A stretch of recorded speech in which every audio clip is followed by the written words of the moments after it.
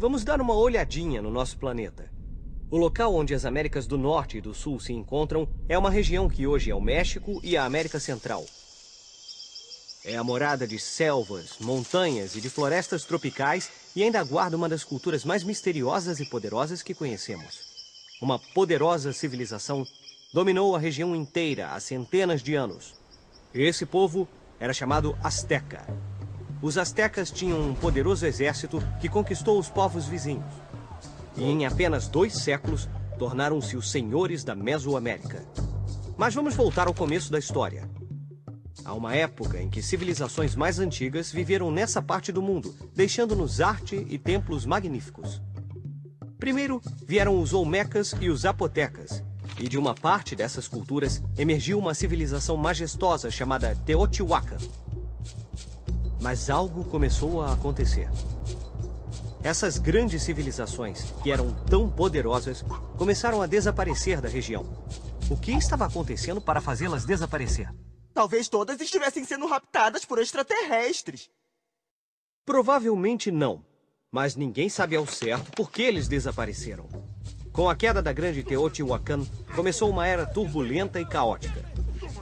Vários povos entraram em cena e começaram a lutar entre si pelo poder, até que no século XII, os astecas chegaram pelo norte. Os astecas conseguiram dominar todos os povos vizinhos e logo passaram a governar toda a região. Todas as civilizações expressam suas visões de mundo.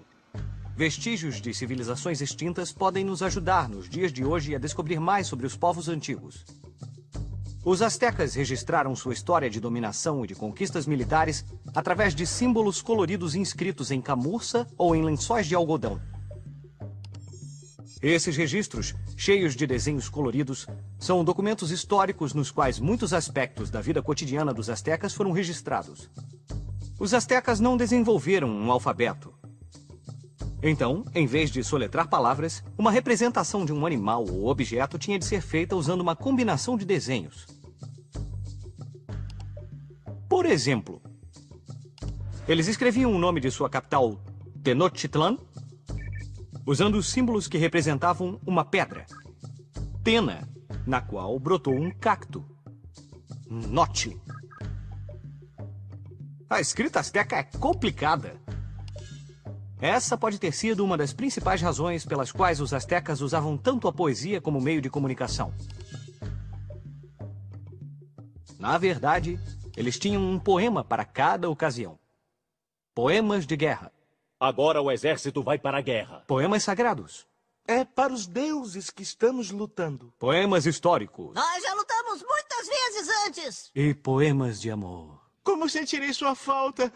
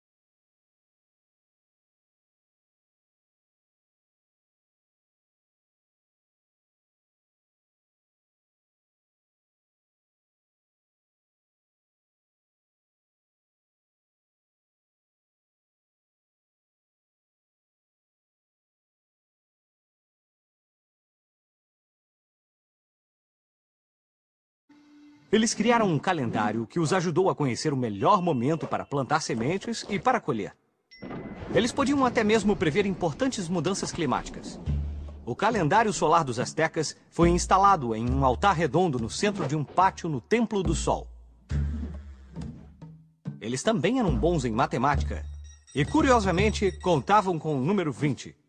O quê? É isso mesmo. O número 20 era a base para todos os cálculos, assim como o número 10 é para nós. Será que na escola eles aprendiam a contar com os dedos dos pés também? A escola era muito importante na cultura asteca. Aos 15 anos, os astecas iam para as escolas públicas que o Estado tinha criado para assegurar que todos tivessem educação. Havia 2 tipos de escola.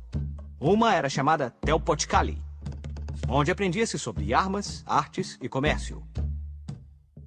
A outra era chamada Kalmekak, onde os jovens eram formados para cumprir funções sacerdotais. Tenochtitlan. Os astecas eram grandes guerreiros. E não só conquistaram os povos vizinhos, como os trouxeram para o Império. No auge de seu poder, o Império Azteca incluía 38 estados diferentes e muitos povos distintos. Com todas essas diferentes áreas e esses diferentes povos para governar, os astecas precisavam de uma capital a partir da qual se organizar e governar os súditos. E assim, em 1325, criaram Tenochtitlan, uma pequena vila que com o tempo se tornaria uma lendária cidade, o centro de um poderoso e temido império. Tenochtitlan era uma cidade muito especial, construída em uma pequena ilha no centro de um grande lago. Suas ruas eram feitas de canais que ligavam a cidade aos campos, a outros centros urbanos e a outros lagos.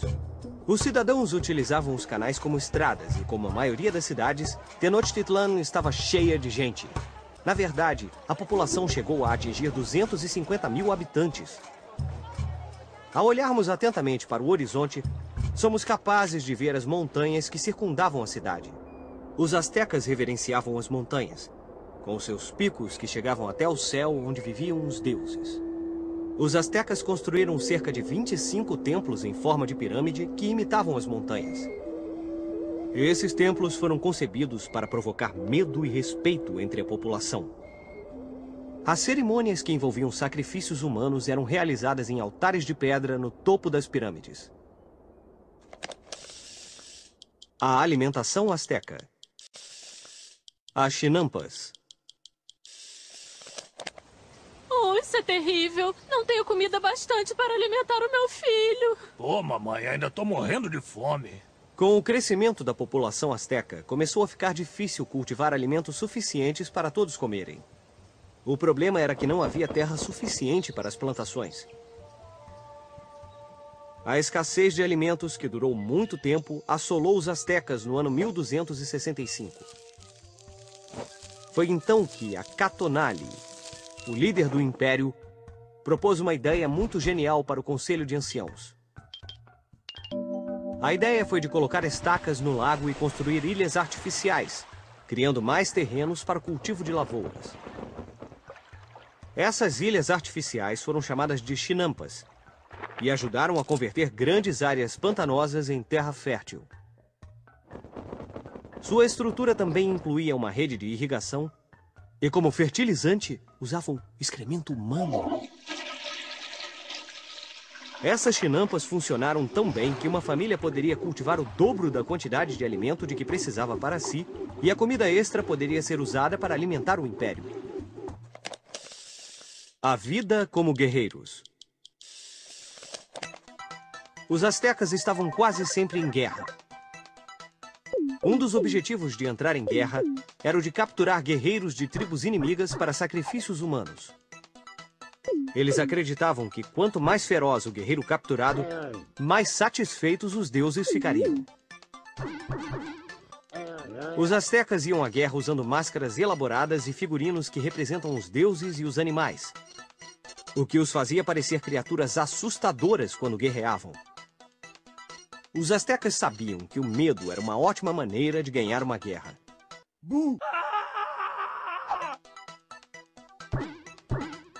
Embora os guerreiros fossem terríveis, A guerra e a dominação não eram a única coisa com que os astecas se preocupavam. Eles também eram muito interessados no comércio.